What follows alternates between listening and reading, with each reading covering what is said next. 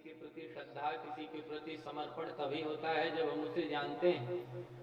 जब तक जानेंगे नहीं तब तक मानेंगे नहीं। इसलिए श्रीमद् भागवत महापुराण में हमारा प्रेम हो, हमारी श्रद्धा हो। इसलिए हम श्रीमद् भागवत महापुराण को सर्वप्रथम जानें। जानने के लिए जो पहले दिन का क्रम बनाया वो श्रीमद् भागवत महापुराण के महात्म्य का क्रम बनाया कि महात्म्य को सुनकर समझकर हम भागवत जी को जानेंगे। कहीं हविन कर रहा है क्या?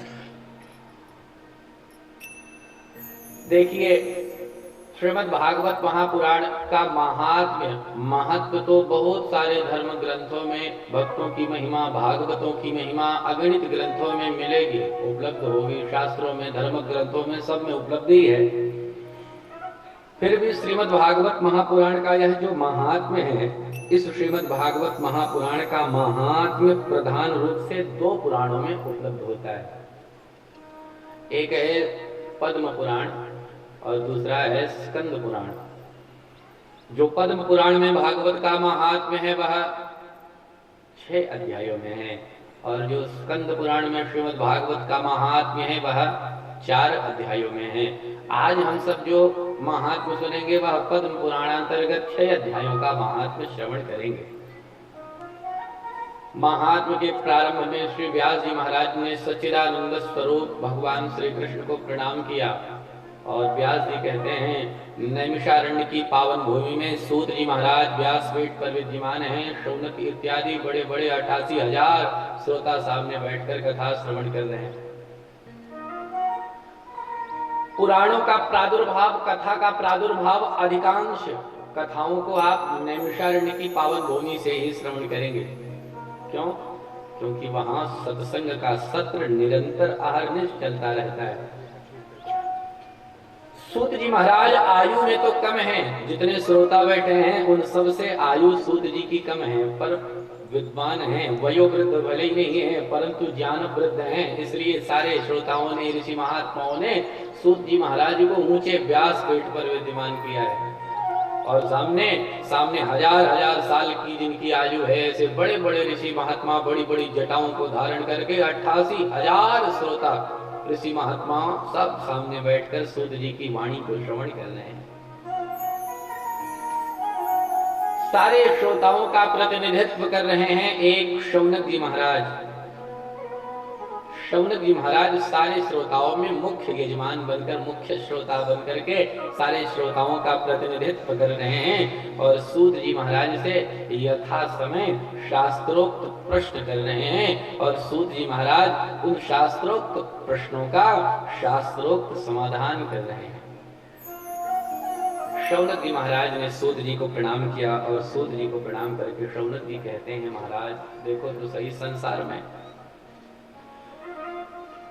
अरे संसार में सूर्य का प्रकाश अंधकार को दूर करने में समर्थ है। रात्रि है, अंधकार है, तो रात्रि के उस घने अंधकार को दूर करने में सूर्य का एक प्रकाश पर्याप्त है। प्रकाश की एक किरण भी यदि अंधकार पर पड़ी तो वह अंधकार सहज ही छंट जाता है। परंतु महाराज इस संसार में जीव के हृदय में जो अज्ञान का अंधकार है, वह अज्ञान का अंधकार सूर्य भगवान नहीं दूर कर सकते। बाहर के अंधकार को सूर्य भगवान की किरणें दूर कर सकती हैं, सूर्य प्रकाश दूर कर सकता है, संसारांध तो समाप्त हो सकता है महाराज सूर्य के द्वारा, परंतु जीव के हृदय में जो अज्ञान का अंधकार है, माया का अंधकार है, वह अज्ञान का अंधकार सूर्य प्रकाश दूर नहीं कर सकता। उसके लिए तो ज्ञान के प्रकाश की आवश्यकता है महाराज। और हमारी दृष्टि में शौनक जी कहते हैं, सूत जी को प्रणाम करके शौनक जी कहते हैं महाराज हमारी दृष्टि में ज्ञान के प्रकाश को धारण करने वाले करोड़ों सूर्य के समान आप व्यासपीठ पर विद्यमान है महाराज। मैं आपको प्रणाम करता हूँ। अज्ञानध्वांत विध्वंस, अज्ञान के अंधकार को दूर करने में अज्ञानध्वांत विध्वंस कोटि सूर्य समप्रभा सूताख्या ही कथा सारम मम कर्ण रसायनम। इसलिए महाराज अपने ज्ञान के प्रकाश की जो किरणें हैं, उस ज्ञान की किरणों को महाराज, उस प्रकाश की किरणों को आप हमारे इन कर्ण विवरों में, इन कानों में महाराज प्रवेश करवाइए, जिससे हमारे अज्ञान का अंधकार सहज ही हमारे हृदय से दूर हो जाए। शौनक जी कहते हैं महाराज हम आपसे जानना चाहते हैं। क्या जानना चाहते हो? बोले इस घोर कलिकाल में वैष्णव जन भक्ति, ज्ञान, वैराग्य और विवेक का संवर्धन करने के लिए, पोषण करने के लिए क्या करते हैं, वो आप कृपा करके बतलाइए। भक्ति ज्ञान विरागाप्तो विवेकः वर्धते महान्, माया मोह निरासस्य वैष्णवैः क्रियते कथम। जो भगवान के भक्त हैं, जो वैष्णव जन हैं, भजनानंदी हैं, संत हैं, ऐसे साधु संत महाराज माया मोह निरासस्य, अपने हृदय का अज्ञान का अंधकार, माया का अंधकार, मोह का अंधकार, ये सारे विकारों को दूर कैसे करते हैं, और साथ में भक्ति, ज्ञान, वैराग्य और विवेक को बढ़ाते कैसे हैं इस कलिकाल में, वो आप हमें कृपा करके बतलाइए। हम आपसे जानना चाहते हैं महाराज। शौनक जी कहते हैं महाराज देखो इस समय संसार में जितने जीव दिखाई पड़ रहे हैं, सबकी वृत्ति तो असुरों की भांति हो गई है। सतोगुणी जीव तो ढूंढने पर ही मिलते हैं महाराज। सबके हृदय की वृत्तियां, सबका आचरण, सबका स्वभाव, सबका व्यवहार असुरों की भांति हो गया है महाराज। यह घोरे कलौ प्राये जीवश्या सुरतांगतः। सबका व्यवहार, सबकी स्थिति, सबका हृदय, सबका मन, सबकी प्रकृति असुरों की भांति, राक्षसों की भांति हो रही है। एक समय था जब व्यक्ति, मनुष्य स्वयं को देवत्व की तरफ प्रतिष्ठित करता था, अपने को एक सीढ़ी ऊपर पहुंचाना चाहता था, पर आज की परिस्थिति महाराज इस घोर कलिकाल में ऐसी आ गई है कि मनुष्य तो अपने आप को असुरों की तरह लेकर के जा रहा, अपने आप को जहां है वहां से भी नीचे टपका करके लेके जा रहा है। इसलिए महाराज ऐसे जीवों का कल्याण कैसे होगा, ये आप हमें कृपा करके बतलाइए, हम हमसे जानना चाहते हैं। सूत जी कहते हैं महात्माओं, बड़ा बढ़िया तुम्हारा प्रश्न है। शौनक जी ने कहा महाराज क्या बताएं, हम बस यही जानना चाहते हैं कि जीवों का कल्याण कैसे हो। सारी विवेचनाओं को, सारे प्रश्नों को जो हम आपसे पूछ रहे हैं, इन प्रश्नों का मूलभूत एक हमारा उद्देश्य है। वह उद्देश्य है कि संसार में जीवों का कल्याण कैसे हो, वो आप हमें कृपा करके बतलाइए। भगवान श्री कृष्ण को यदि कोई प्राप्त करना चाहे, भगवान श्रीमन नारायण को प्राप्त करना चाहे, तो भगवान को प्राप्त करने का सहज साधन क्या है महाराज, जिससे भगवान को जीव सहज ही सरलता से प्राप्त करे? ऐसा कौन सा साधन है महाराज, को आप बतलाइए। कृष्ण प्राप्ति करम शाश्वत साधनम तद्वदाधुना। आज मैं आपसे जानना चाहता हूँ, भगवान को प्राप्ति यदि करना चाहे कोई, तो भगवत प्राप्ति का शाश्वत साधन क्या है, वो आप हमें कृपा करके बतलाइए महाराज। सूत जी बड़े प्रसन्न हो गए। प्रसन्न होकर सूत जी ने कहा महात्माओं, बड़ा बढ़िया प्रश्न तुमने किया है, तुम्हारे प्रश्नों को सुनकर हम बड़े आनंदित हैं। इसलिए सुनो, अब हम तुम्हारे प्रश्नों के समाधान में तुम्हें समस्त शास्त्रों का सार सुनाने चल रहे हैं। एकदम कान खड़े होकर के, सावधान होकर के सुनो। सूत जी कहते हैं, सर्व सिद्धांत निष्पन्नम संसार भयनाशनम। संसार के भय को सर्वथा नाश करने में जो समर्थ है, जो समस्त शास्त्रों का सार है, ऐसे में समस्त शास्त्रों के सार को महात्माओं तुम्हें सुनाने चल रहा हूँ। बस मेरी एक प्रार्थना है। क्या? बोले सावधान तया श्रेणु, सावधान होके सुनना, कहीं गड़बड़ ना होने पाए। भैया, जब देने वाला कोई बहुमूल्य वस्तु देता है तो लेने वाले को सावधान कर देता है कि संभाल के रखना है, ऐसी मिट्टी की ये पात्र मिट्टी का नहीं है, मिट्टी की वस्तु तुम्हें नहीं दे रहे। ये तो मिट्टी का घड़ा देगा तो उतना सावधान नहीं करेगा, देकर आपको दूर चला जाएगा, भैया संभाल के रखना, हम आकर 2 दिन 4 दिन में लेके जाएंगे।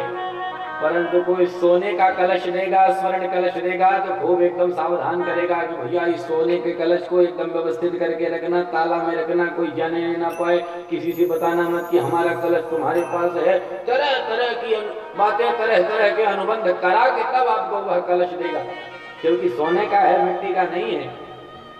ऐसे ही जब वक्ता कोई बहुमूल्य बात बताता है, कोई विशेष बात बताता है, कोई शास्त्र के दिव्य सिद्धांत को समझाता है, कोई बढ़िया दृष्टांत बताता है, तो सुनने वाले श्रोताओं को सावधान कर देता है कि अब तक भले इधर उधर करके सुनते रहे, पर अब सावधान का या शरण, सावधान होकर सुनना, कान से नीचे न जाने पाए। बात बहुत बढ़िया बात है, ये दिमाग में रखना। सूत जी महाराज शौनकादि महात्माओं को सावधान करते हैं, कहते हैं सावधानतया शृणु, महात्माओं एकदम सावधान हो करके, सावधान चित्त हो करके, मन को स्वस्थ करके सुनो, क्योंकि अब हम तुम्हें सर्व सिद्धांत निष्पन्नम, सभी शास्त्रों के सार को सुनाने चल रहे हैं, जो संसार भय को दूर करने में समर्थ है। संसार का भय? बोले हाँ, संसार का भय कौन सा है महाराज? शौनक जी ने पूछा। सूत जी कहते हैं महात्माओं, इस संसार में एक बहुत भयंकर भय है, सबको लगा है। कौन सा भय? बोले मृत्यु का भय। संसार में जितने प्राणी दिखाई पड़ते हैं सबको मृत्यु का भय है। चाहे जो हो जाए महाराज, बस हमारी मृत्यु ना होने पाए, मरने ना पाए हम बस। और मृत्यु से बचने के लिए न जाने कितने उपक्रम हम जीवन पर्यंत करते चले जाते हैं कि हमारी मृत्यु ना होने पाए, मरने ना पाए। यहाँ तक कि अस्पतालों में कहीं कहीं देखो तो लोग कहते हैं महाराज जितना पैसा लगे इनके बराबर का ले लो, डॉक्टरों से कहते हैं, पर इनकी मृत्यु ना होने पाए। मृत्यु का भय बड़ा भयंकर है। पर भैया यह है मृत्यु लोक, आया है सो जाएगा, राजा रंग फकीर। बस अंतर यही है, कोई सिंहासन चढ़ चला और कोई बधा जंजीर। बस अंतर इतना है, पर सत्य तो यही है कि जो आया है उसकी मृत्यु निश्चित है, कोई रोक नहीं सकता। इस संसार में जो भी दिखाई पड़ रहा है, चराचर जगत में जो भी आंखों के सामने दिखाई पड़ रहा, कानों से सुनाई पड़ रहा, अनुभव हो रहा, वो सब का सब संपूर्ण जगत ही नाशवान है, सबका सब एक न एक दिन समाप्त हो जाएगा। पर हमें लगता है हम इसे ऐसे ही व्यवस्थित करके रखेंगे, यही गड़बड़ी है, यही सबसे बड़ा भय है। संसार माने ही जो सरकता रहे, स्थिर न रहे, वही है संसार। व्याकरण की दृष्टि से श्री गतौ धातु है व्याकरण में, और उसी में सम उपसर्ग लगा करके घई प्रत्यय करके संसार शब्द बनाया जाता है। संसार माने ही संसरती की संसार, जो सरकता रहे, जो स्थिर न रहे एक जगह, वही है वास्तव में संसार। संसार की दशा है एक चक्र की भांति, वह जैसे चक्र का कभी कभी ऊपर का वह चक्र नीचे आता है, कभी नीचे वाला ऊपर चला जाता है। नाचते हुए चक्र में स्थिति सामान्य नहीं रहती, कभी ऊपर का भाग नीचे तो कभी नीचे का भाग ऊपर, कभी ऊपर वाला बगल, कभी नीचे वाला बगल, कभी वो ऊपर। ये सारी व्यवस्था नाचते हुए घूमते हुए चक्र में सतत चलती ही रहती है। ठीक ऐसे ही संसार की भी व्यवस्था है, जन्म है, भोग है, मृत्यु है, फिर कर्म है, कर्म के अनुसार दोबारा जन्म है, फिर कर्मों के अनुसार प्रारब्ध के अनुसार फिर से भोग है, भोग के पश्चात फिर से मृत्यु है।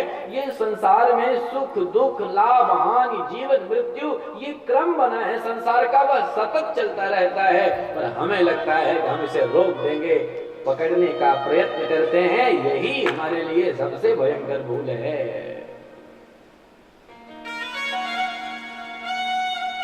सूत जी कहते हैं महात्माओं, बहुत बड़ा अजगर है, मुंह फैलाए बैठा है। संसार के जितने जीव हैं वो सब उस अजगर के मुख में क्रम से प्रवेश करते चले जा रहे हैं। सब लाइन लगा के खड़े हैं, क्रमबद्ध पंक्तिबद्ध होकर के खड़े हैं। जब पंक्ति में जिसका नंबर आ रहा, जिसका क्रम बन रहा, तब वह अजगर के मुख में वैसे ही प्रवेश कर रहा। और बचने वाला कोई नहीं है, सब उस अजगर के मुख में प्रवेश कर जाएंगे। शौनक जी ने पूछ लिया, महाराज एक बात बताएं, यदि उस अजगर के मुख से बचना चाहे तो क्या करे? वो अजगर कौन सा है महाराज? सूत जी कहते हैं, महात्माओं, काल ही वह अजगर है, समय ही वह अजगर है, और उस अजगर के मुख से यदि बचने कार्य करे, क्या करे महाराज? सूत जी कहते हैं, काल व्याल मुखग्रास त्राश निरणाश हेतवे। महात्माओं, जो उस काल रूपी व्याल के मुख से बचना चाहे, श्रीमद् कलौ कीरेण भाषितम्। कलौ कीरेण, कीरेण इत्युक्ते शुकेन भाषितम कथितम कलौ अस्मिन् घोरे कलियुगे। इस घोर कलिकाल में शुकदेव महामुनि के द्वारा कहा हुआ, बताया हुआ श्रीमद् भागवत, भगवत प्राप्ति का साधन भी श्रीमद् भागवत महापुराण है। सूत जी महाराज कहते हैं, महात्माओं, यह कोई साधारण ग्रंथ नहीं है। यदि कोई शुद्ध होना चाहे, बाहर से शुचिता चाहता है, सुंदर यदि स्वयं को बनाना चाहता है, सजाना चाहता है, तो स्नान कर ले, नहा ले, व्यवस्थित हो जाए, सुंदर हो गया, सुंदर सुंदर वस्त्र धारण कर ले, स्नान करे, सुंदर सुंदर वस्त्र धारण करे, सुंदर श्रृंगार करे, बाहर से उसका शुद्ध नहीं हो सकता। एकमात्र उपाय है, वह है श्रीमद् भागवत महापुराण की कथा। एक स्मृत होते हैं, तब श्रीमद् भागवत महापुराण सुनने का लाभ मिलता है, सुनने का सुअवसर प्राप्त होता है। नहीं तो वैसे ही डेट रखते रहते हैं कि कथा सुनने का मौका नहीं। हमें बदले में श्रीमद् भागवतामृत का पान करा दीजिए, भागवत की कथा हमें सुना दीजिए, बस यही हमारा एक कार्य कर दीजिए महाराज। जो भागवत की कथा आप परीक्षित को सुनाने चल रहे हैं, आप परीक्षित को मत सुनाइए, अरे परीक्षित को मृत्यु का भय है, हम अमृत लेकर के आए हैं, या हमारे हाथ में सुधा अमृत है, या स्वर्ग का अमृत है, इस अमृत को परीक्षित को पिलाकर परीक्षित को यहाँ से विदा करिए, जाए परीक्षित अपने राज्य में, अपने राज्य की व्यवस्था देखें। और बदले में, इस कथा के बदले में महाराज, आप हमें, इस अमृत के बदले में आप हमें कथामृत का पान करा दीजिए महाराज, बस यही हमारा कार्य है, यही पूर्ण कर दीजिए। परीक्षित को हम अमृत दे देंगे, परीक्षित वाला अमृत जो कथामृत है वो आप हमें दे देंगे, बस यही हमारा एक लाभ करा दीजिए। सुखदेव महाप्रभु ठहाका मार के ऐसे बोले, बारे देवताओं तुम आए थे, तभी हमें लग गया था कि कोई न कोई तुम अपना कार्य सिद्ध करने यहाँ पे आए हो। अरे देवताओं में विशेष विशेषता है क्या? स्वकार्य कुशलाः सुराः। देवता सारे के सारे अपने कार्य को सिद्ध करने में बड़े कुशल हैं, स्वार्थी हैं। तो स्वार्थी जब आपके लाभ की बात ज्यादा करे तो सावधान हो जाना चाहिए कि मेरा कम, इसका ज्यादा लाभ है इसमें। सुखदेव महाप्रभु कहते हैं, जब तुम परीक्षित के लाभ की बात कर रहे थे तभी हम समझ गए कि कोई न कोई तुम्हारा इसमें बड़ा लाभ है भैया। अरे इस संसार में अगणित जीवों का जन्म प्रतिक्षण हो रहा है, अगणित जीवों की प्रतिक्षण गति हो रही है, अगणित लोगों की मृत्यु हो रही है, और तो किसी के लिए तुम यहाँ अमृत का कलश लेकर के नहीं आए, परीक्षित के लिए लेकर के आए, तो हम सावधान हो गए थे। तो तुम्हें इस अमृत के बदले में कथामृत चाहिए। देवताओं ने कहा, महाराज बस यही हमारा एक कार्य है। सुखदेव जी ने कहा, देखो देवताओं, अदला बदली तो सदैव बराबर की वस्तुओं में की जाती है। यदि आपके पास कोई वस्तु है, उसी मूल्य की वस्तु मेरे पास भी है, तो उसमें सहज ही अदला बदली हो जाएगी। मेरे पास यदि कांच की कोई मणि है, आपके पास कोई, मेरे पास कांच है और आपके पास कोई हीरे की मणि है, कोई अमूल्य मणि है, और मैं आके आपसे कहूं कि महाराज ये मेरे कांच के टुकड़ा को आप अपनी मणि से बदल लीजिए, तो आप बदलोगे? डांट के भगा दोगे, दिमाग खराब है, पागल हो क्या? कांच को लेकर के चले आए हमारी इस मणि से बदलने के लिए, भगो यहाँ से। सुखदेव महाप्रभु कहते हैं, देवताओं, जो तुम अमृत लेकर के आए हो, यह तुम्हारा अमृत श्रीमद् भागवत महापुराण अमृत के सामने कांच की तरह है, और जो यह कथा है, यह कथा अमृत तो महान मणि है। कहाँ तुम कांच को मणि से बदलने चले आए, भगो यहाँ। डांट करके देवताओं को भगा दिया सुखदेव जी महाराज। क्व सुधा क्व कथा लोके, अरे कहाँ यह तुम्हारा यह अमृत सुधा, कहाँ कथा? क्व सुधा क्व कथा लोके क्व काचः क्व मणिर्महान् ब्रह्मरातो विचार्यैव तदा देवान् जहासः। ब्रह्मराता शुकदेव, ब्रह्मरात नाम है शुकदेव जी महाराज का। शुकदेव महाप्रभु ने खूब बढ़िया विचार किया, विचार करके डांट करके भगाया। तदा देवान जहासः, देवताओं का परिहास करके भगाया वहां से, भगो यहाँ से। वह सुधा वह कथा वह काचा वह महान मणि कहाँ अदला बदली करने चले आए। शुकदेव जी ने डांट करके देवताओं को भगा दिया। सूत जी कहते हैं महात्माओं देखो यही है भागवत महापुराण की महिमा। देवता सब अमृत का कलश लेकर के उपस्थित हैं, खड़े हैं, पर भागवत महापुराण की महिमा ऐसी है कि भागवत महापुराण की महिमा के सामने स्वर्ग के उस अमृत की महिमा भी तुच्छ है, फीकी है। कथा का अधिकार देवताओं को नहीं दिया, भगा दिया। सुखदेव जी कहते हैं, सूत जी महाराज कहते हैं, सुखदेव जी ने विचार किया, अभक्तांश तांश विज्ञाय न दतौ स कथामृतम। जितने देवता आए थे सुखदेव जी ने देवताओं को देखा और विचार किया, अरे राम राम ये तो कथा के अधिकारी ही नहीं है। ऐसा सोच करके न ददौ स कथामृतम, सुखदेव महाप्रभु ने श्रीमद् भागवत महापुराण की कथा श्रवण का जो लाभ है वह लाभ देवताओं को दिया ही नहीं, डांट करके भगा दिया।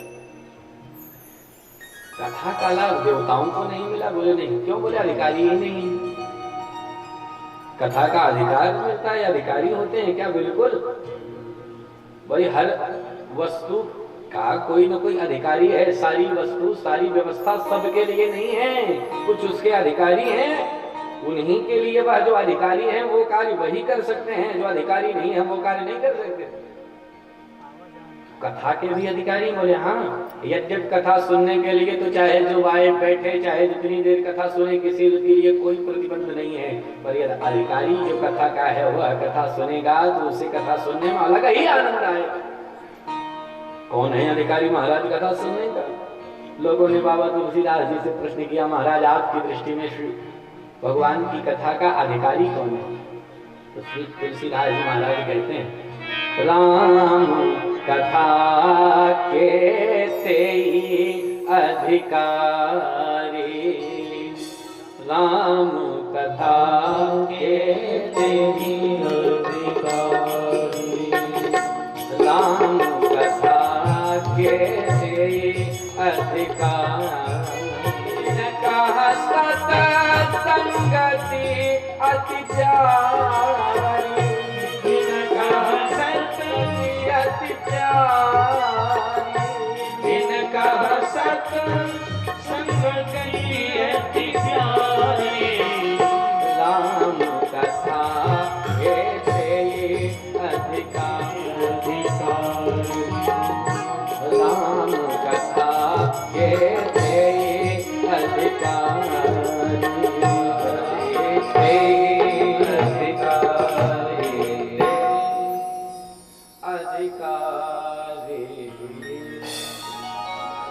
भागवत का अधिकारी कौन है? भगवान की कथा का किसे अधिकार मिला? बाबा तुलसीदास जी कहते हैं, भैया हमारी दृष्टि में तो जिनको बोले सत का संग ही सत्संग है। सत्य क्या है? भगवान शिव अपना भाव व्यक्त करते हुए भगवती उमा से कहते हैं, हमारी दृष्टि में तो सत्य एक है।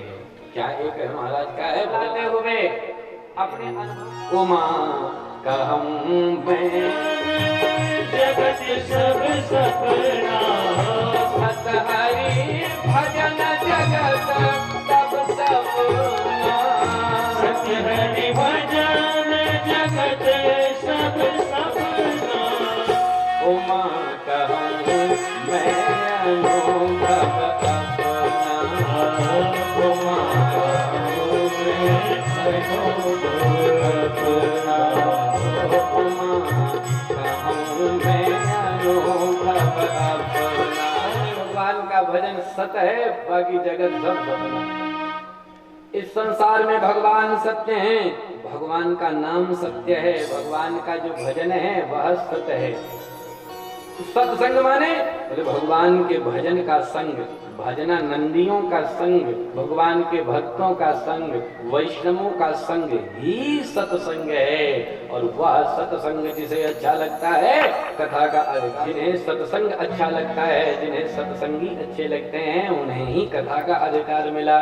इसीलिए बड़ा बढ़िया भाव देते हुए एक महात्मा गाते हुए कहते हैं, भैया जीवन में यदि अपना कल्याण चाहो, भगवान से जुड़ना है, अपना कल्याण करना है, पर भगवान से न जुड़ पाओ तो एक कार्य करो, क्या? भगवान से प्यार न कर पाओ तो सत्संग से प्यार कर लो। सत्संग से यदि प्यार हो गया, सत्संग से यदि प्रेम हो गया, भजनानंदियों के प्रति समर्पण हो गया, निष्ठा हो गई, तो वो सहज ही भगवान से ले जाकर के जोड़ ही देंगे। इसलिए बड़ा बढ़िया भाव देते हुए गाते हुए कहते हैं, अरे सत्संगति से प्यार करना सीखो जी, जीवन का उद्धार करना सीखो जी। सत्संगति से प्यार करना सीखो जी, जीवन का उद्धार करना सीखो जी। प्यारे सत्संगति से प्यार करना सीखो जी, जीवन का उद्धार करना सीखो जी। सत्संग से प्यार करना सीखो जी, जीवन का उद्धार करना सीखो जी। जीवन का उद्धार करना सीखो जी, जीवन का उद्धार करना सीखो जी।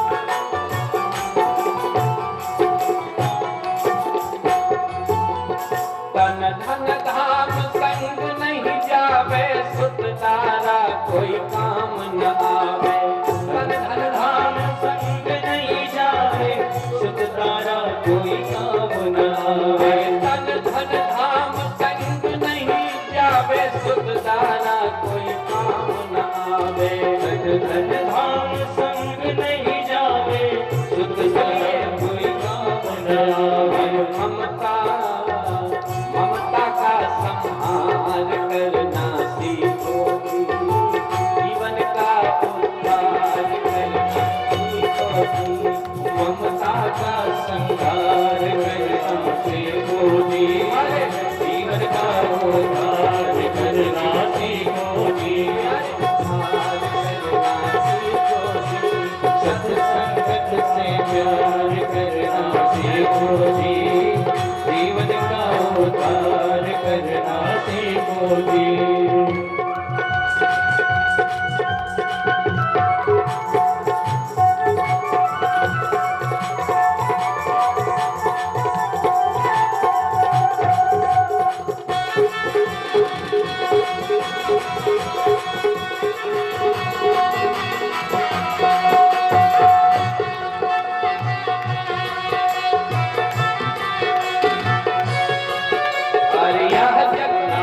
यह जग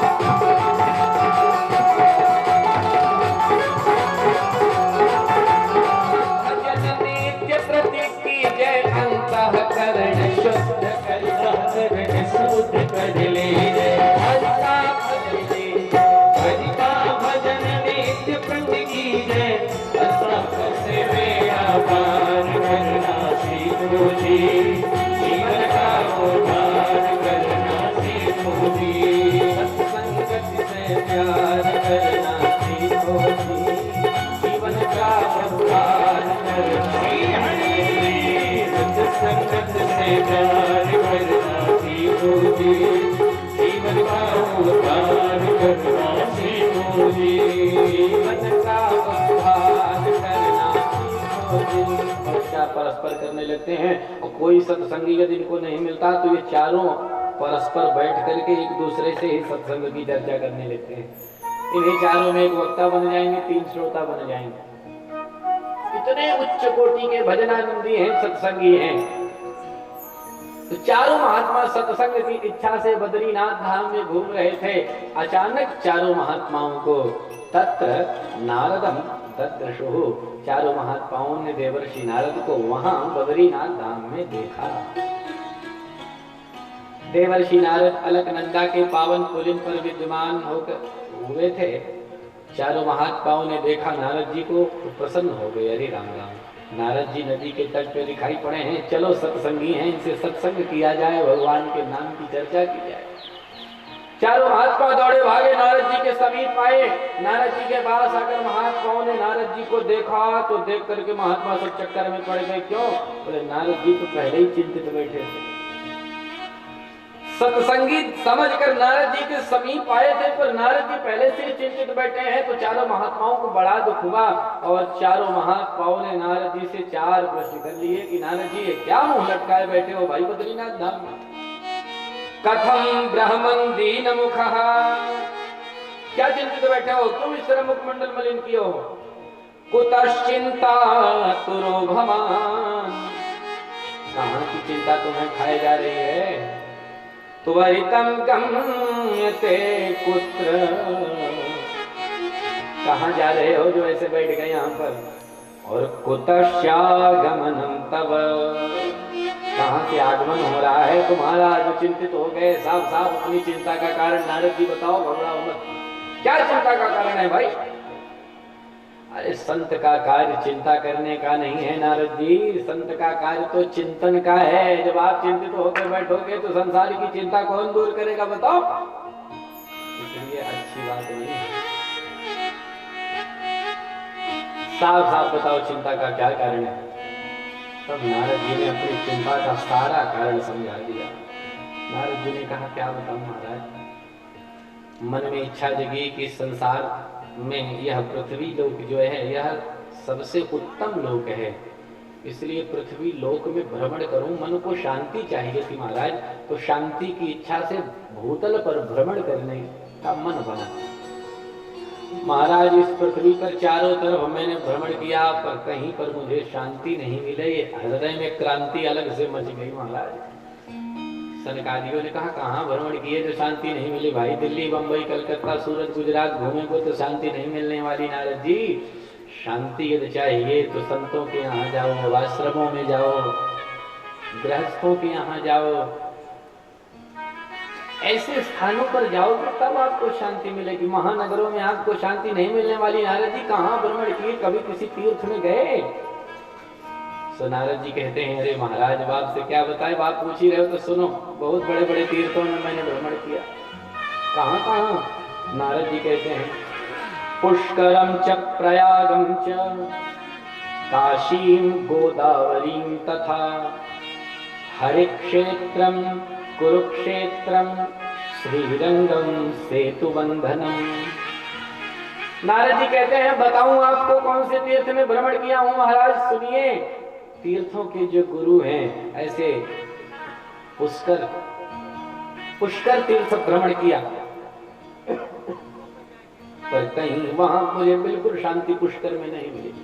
मन में भाव आया कोई बात नहीं, तीर्थों के राजा प्रयागराज बाबा के यहाँ भ्रमण करता हूँ, महाराज प्रयागराज में तो निश्चित शांति मिलेगी।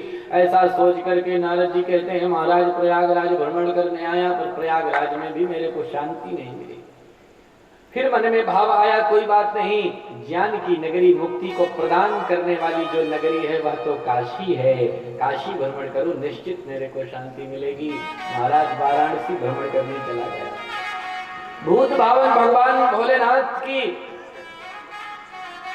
भूत भावन भगवान भोलेनाथ की नगरी है, भोलेनाथ के त्रिशूल पर स्थित है, काशी में पक्का शांति मिलेगी। ऐसा सोचकर नारद जी कहते हैं काशी में भ्रमण करने गया महाराज, पर वहां भी मेरे को शांति नहीं मिली। अरे क्या बताऊं, कहां तक गिनाऊं? पुष्करम च प्रयागम च काशीम गोदावरीम तथा हरिक्षेत्रम कुरुक्षेत्रम श्रीरंगम सेतु बंधनम। अरे अभी देखो, एवमादिषु तीर्थेषु भ्रममाण इतस्ततः। अब ये भी तीर्थ में भ्रमण कर रहा हूं, बद्रीनाथ पहुंचा हूं। बद्रीनाथ कोई साधारण तीर्थ स्थल नहीं है महाराज, देवभूमि है। पर आपको, मेरे को देखकर आपको तनी भी ऐसी प्रतीति हो रही कि मेरा मन शांत है, खिन्न हूं महाराज, शांति यहाँ भी मेरे को नहीं मिली। तीर्थों में तो महाराज तीर्थों की स्थिति ही विकृति हो गई है, सारी स्थितियां ही विकृत हो गई है तीर्थों की महाराज। तीर्थों में तो साहब डाकू वास कर रहे हैं, डकैत बड़े बड़े सब महाराज तीर्थों में रंग करके अपना चोला बैठे हैं। जो तीर्थों की दशा देखे हृदय कांपने लगा, अरे राम राम अब क्या करूं, कहां जाऊं? मन में भाव आया कोई बात नहीं, तीर्थों में भले ही शांति नहीं मिली है, मैं आश्रमों में जाऊंगा, पक्का मेरे को शांति मिलेगी। नारद जी कहते हैं ऐसा सोचकर मैं बड़े बड़े सिद्ध संतों के जो बड़े बड़े आश्रम थे, उन बड़े बड़े आश्रमों में भी महाराज मैंने भ्रमण किया।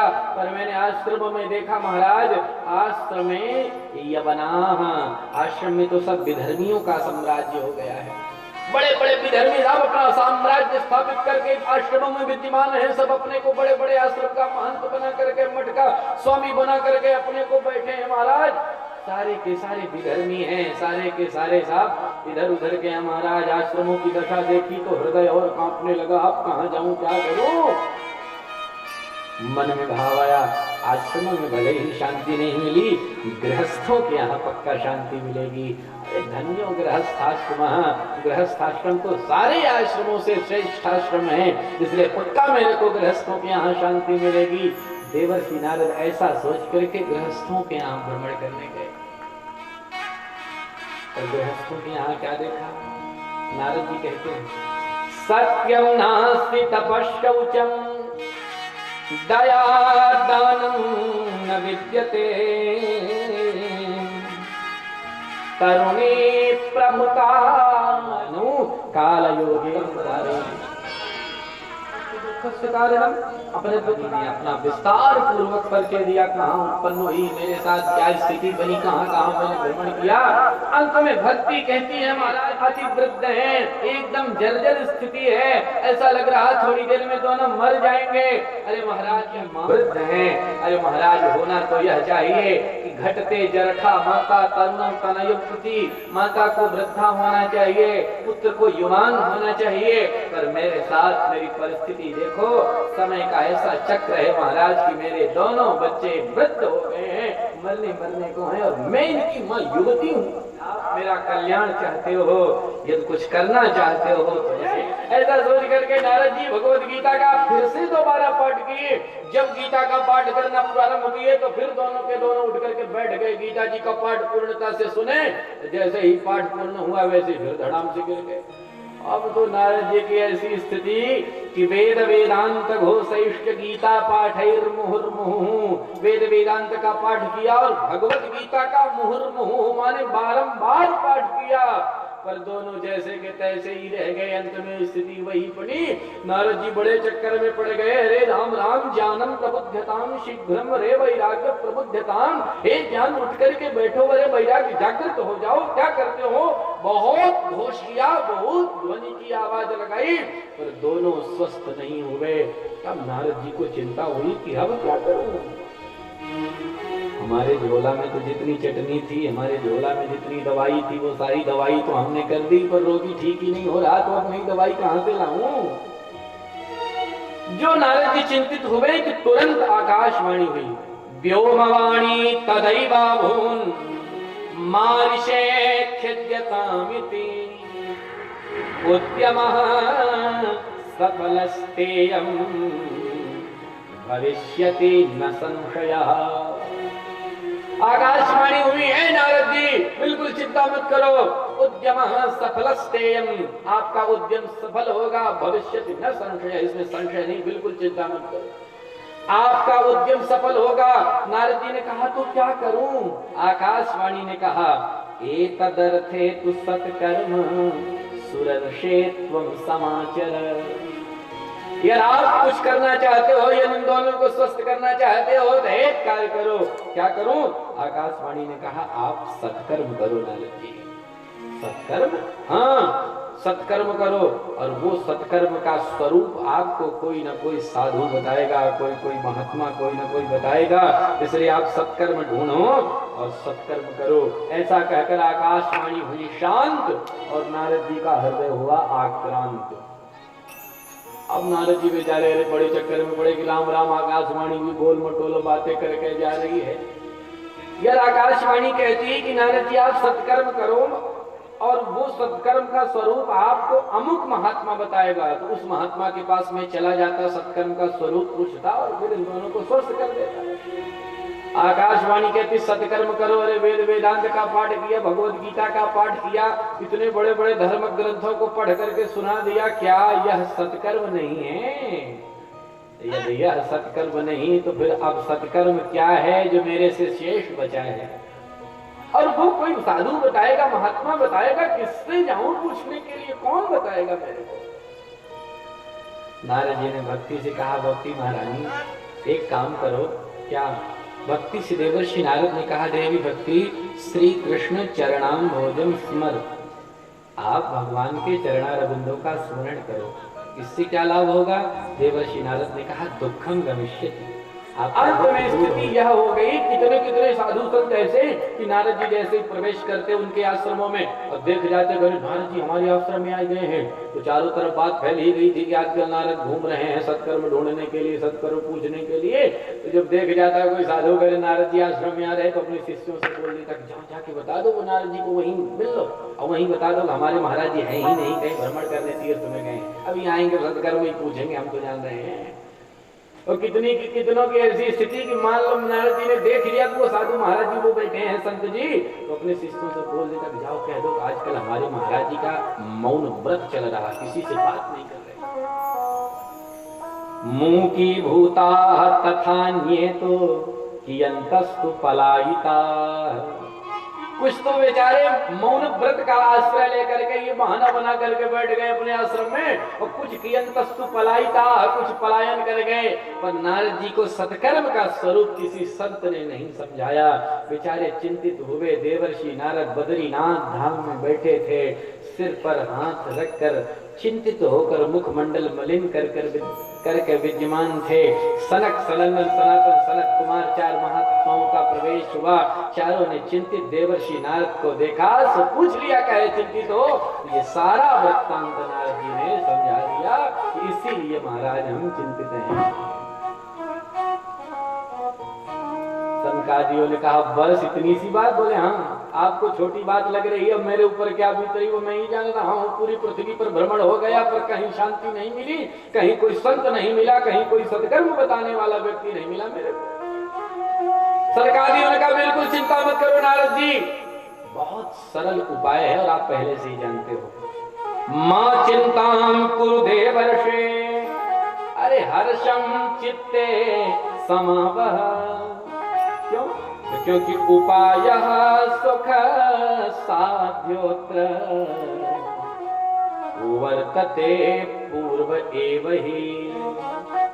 आप पहले से ही जानते हो नारद जी, बहुत अच्छा उपाय है, बहुत सरल उपाय है, इसलिए एकदम हर्षित होकर आनंदित होकर बैठो, चिंता बिल्कुल मत करो। संत का काम चिंता करने का नहीं है।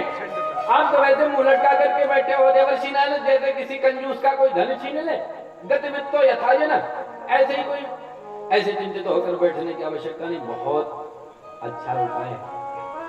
अरे साधु का काम चिंता करने का नहीं है। नीति कहती है, नीति का कथन है चिंता चिता समायुक्ता बिंदु मात्रेण अंतरम। चिंता और चिता में एक बिंदु का अंतर है, काम दोनों का एक है। सजीवम दाहते चिंता, निर्जीवम दाहते चिता। जलाने का कार्य चिंता और चिता दोनों का है, अंतर एक बिंदु का है। सजीव को, जीवित व्यक्ति को चिंता जलाती है, और जो जीवित नहीं है, मर गया है, उसे चिता जलाती है। जलाने का काम बराबर से, बिल्कुल देवर चिंता मत करो। संत तो साफ कह देते हैं, भैया हमें चिंता नहीं, चिंता करनी है तो हमारी चिंता करे, हमारी बला हमारी चिंता करे, हम चिंता नहीं करेंगे। बड़ा बढ़िया भाव देते हुए महात्मा सब लोगों ने पूछा, महाराज आप चिंता करते हो? महात्मा जी ने कहा हमें क्या चिंता, हमें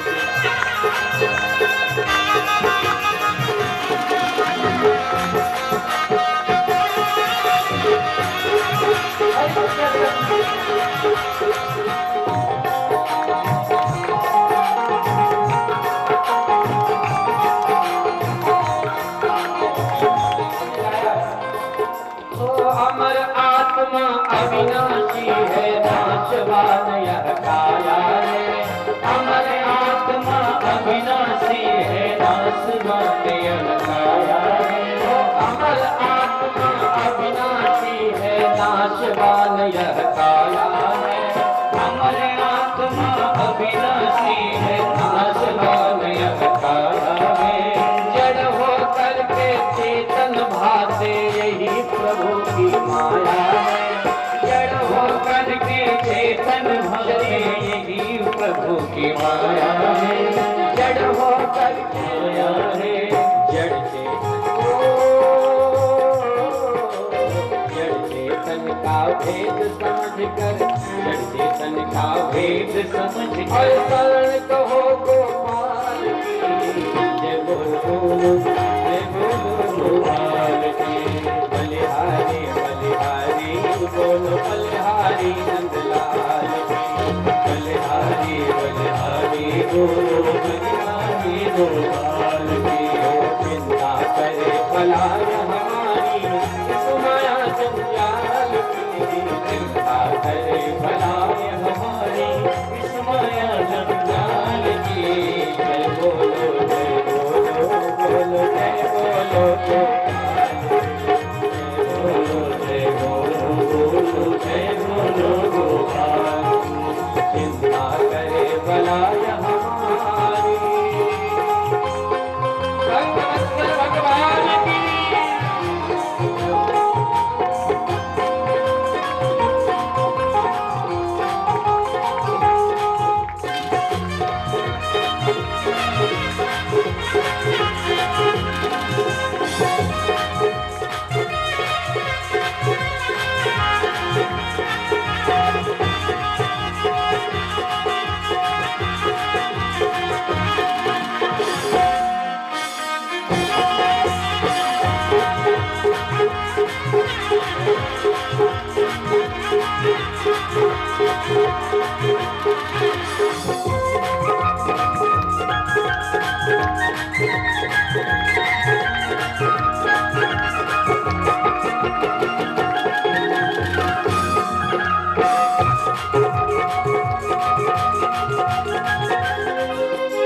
भोग भाग्य का मिलेगा, चाहे घर में हो या बाहर।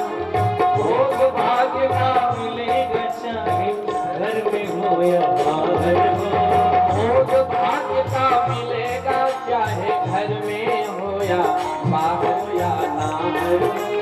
भाग्य बिना कोई भोग न पाए, बिनु सत्संग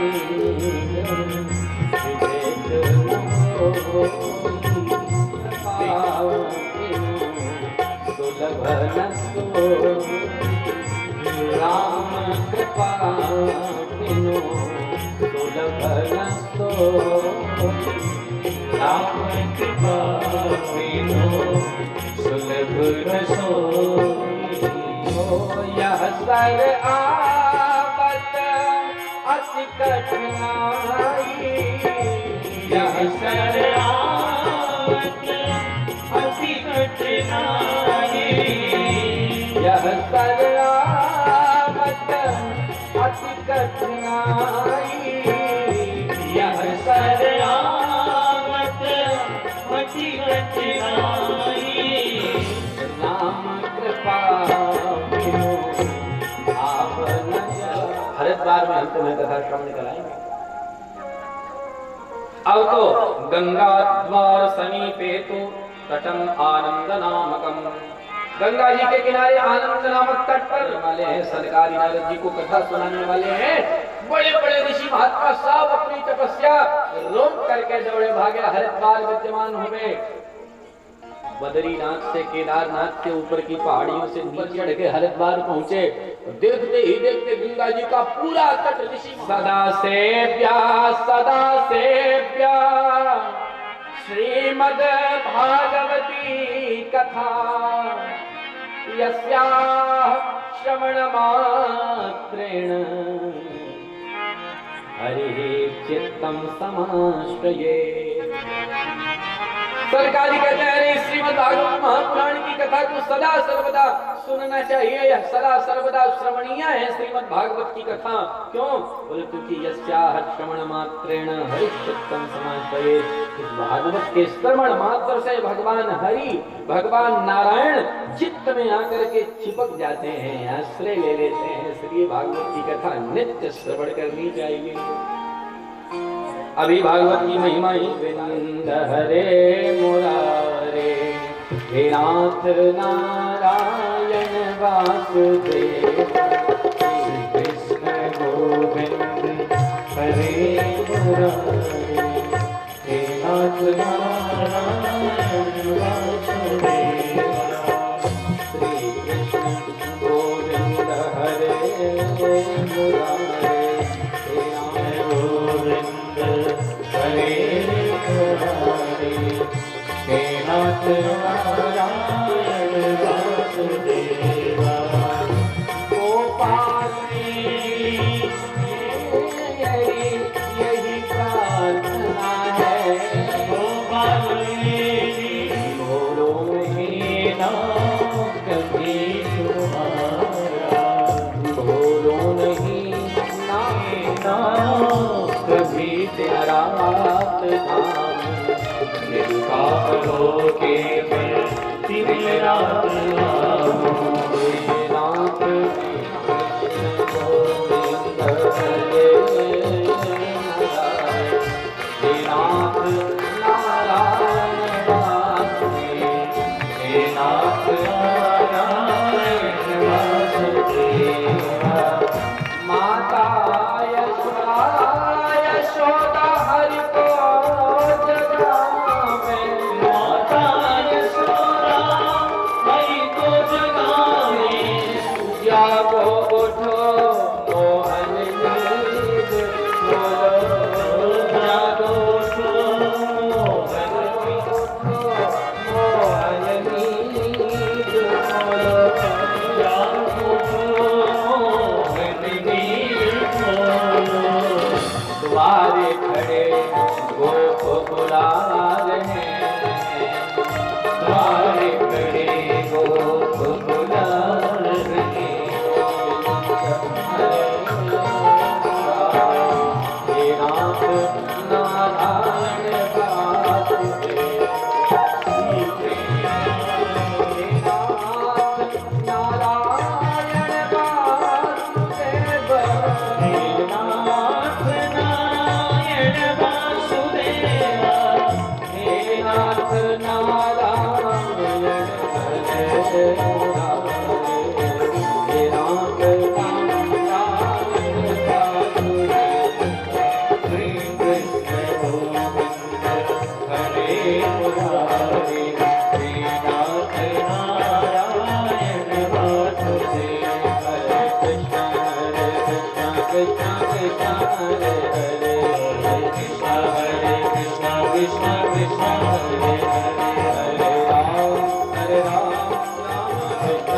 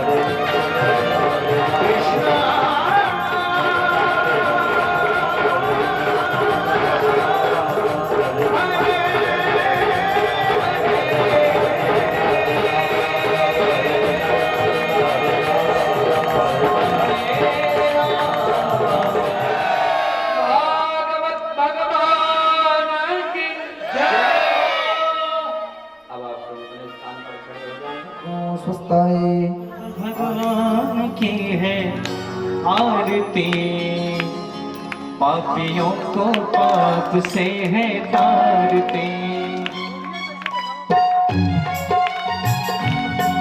श्री भागवत भगवान की है आरती, पापियों को पाप से है तारती। श्री भागवत भगवान की है आरती, पापियों को पाप से है तारती।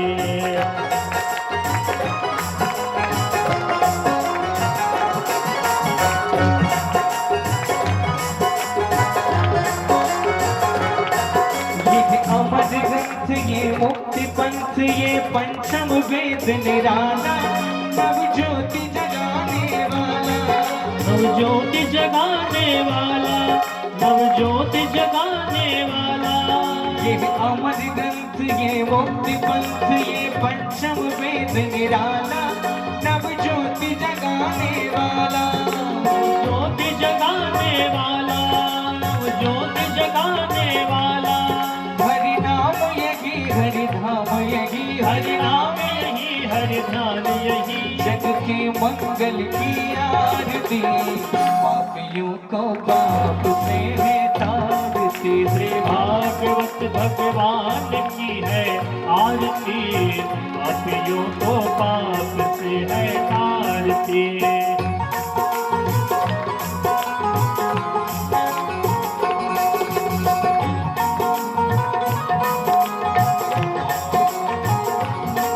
ये संत गीत पावन पुनीत, पापों को मिटाने वाला, हरि दर्श कराने वाला।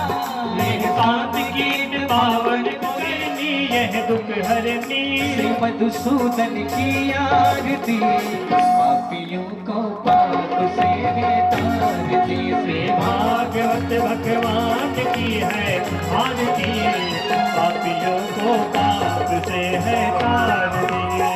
भागवत भगवान की है आरती, पापियों को भगवान की है आरती, पापियों को पाप से है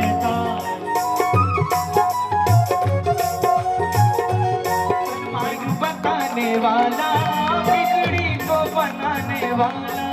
ये मधुर बोल जगवंत खोल, सन्मार्ग बताने वाला, बिगड़ी को बनाने वाला। ये मधुर बोल सदपंथ खोल, सन्मार्ग बताने वाला, बिगड़ी को बनाने वाला। ये मधुर बोल जगवंत खोल, सन्मार्ग बताने वाला, बिगड़ी को बनाने वाला। श्री राम यही घनश्याम यही, श्री राम यही घनश्याम यही, श्री राम यही घनश्याम यही, श्री राम यही घनश्याम यही। प्रभु के महिमा की आरती है तारती, भागवत भगवान की है आरती, पापियों को पाप से है तारती। श्री भागवत भगवान की है आरती, पापियों को पाप से है तारती, पापियों को पाप से है तारती। कर्पूर गौरम करुणावतारम संसार सारम भुजगेन्द्रहारम, सदा वसन्तं हृदयारविन्दे भवानी सहितं नमामि। त्वमेव माता च पिता त्वमेव, त्वमेव बन्धुश्च सखा त्वमेव, त्वमेव विद्याद्रविणं त्वमेव, त्वमेव सर्वं मम देवदेव।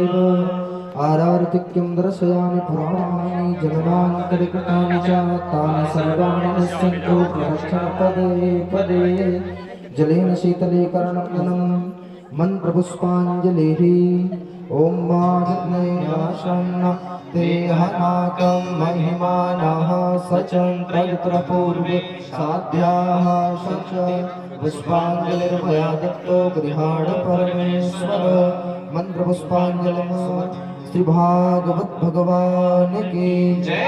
श्री सद्गुरुदेव भगवान की श्री व्यास जी महाराज के श्री राधा कृष्ण भगवान के श्री चंडिका महारानी के श्री स्वामी परमहंस महाराज के श्री काशी विश्वनाथ भगवान के आप सभी लोग यथास्थान बैठ जाएं। आपके पास तक आरती और प्रसाद जा रहा है। आरती और प्रसाद लेकर के ही प्रस्थान करेंगे और कल पुनः दोपहर 2 बजे से आप सभी लोग आकर के श्रीमद् भागवत कथा को श्रवण करें।